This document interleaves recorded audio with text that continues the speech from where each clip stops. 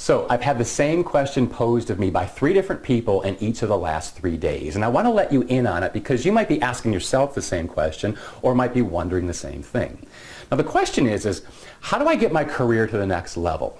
Or in other words, more clearly, how do I get the job above me if I've never held that job before? I know a lot of people struggle with this question, and I want to try to answer it for you today. I'm David Pinkley. I'm a career strategist. I'm an executive recruiter. I write custom resumes, and I wake up every day trying to help people like you get to the next level in their career. So I've seen this question pop up over and over and over again in the last 20 years. Now the question is kind of framed out of frustration. People feel like they're well qualified, prepared, they're fully capable of making the move to the next level, but they're continually rejected by companies, by recruiters and others. They're overlooked and dismissed that they can't do the job because they've never done it before. So it's a totally legitimate frustration, but it's a real phenomenon in the hiring process. I've got 2 ways that you can try to overcome it.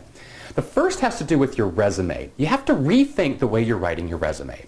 Think of it like this. If you're here and you want the job 1 level above you, your resume has to be written for someone who's 2 levels above you because it's this person who's going to hire this job 1 level above you.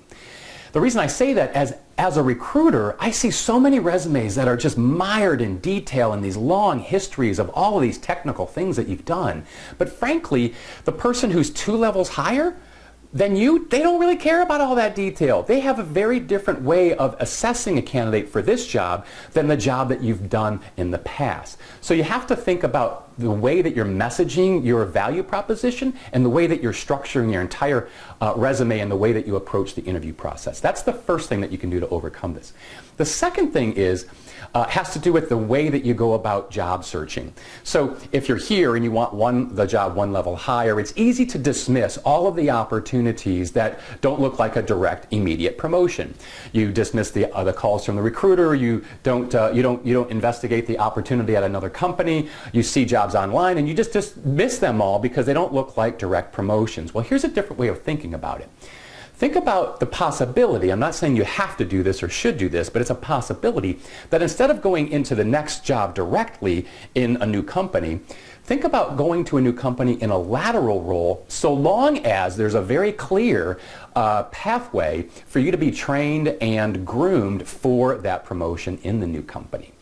I think that allows you to sort of have more breadth of opportunity to look at. You don't want to settle and take a job and just be in that job for a long, long time. You want to take a lateral move specifically with the intention that you get promoted in a reasonable amount of time.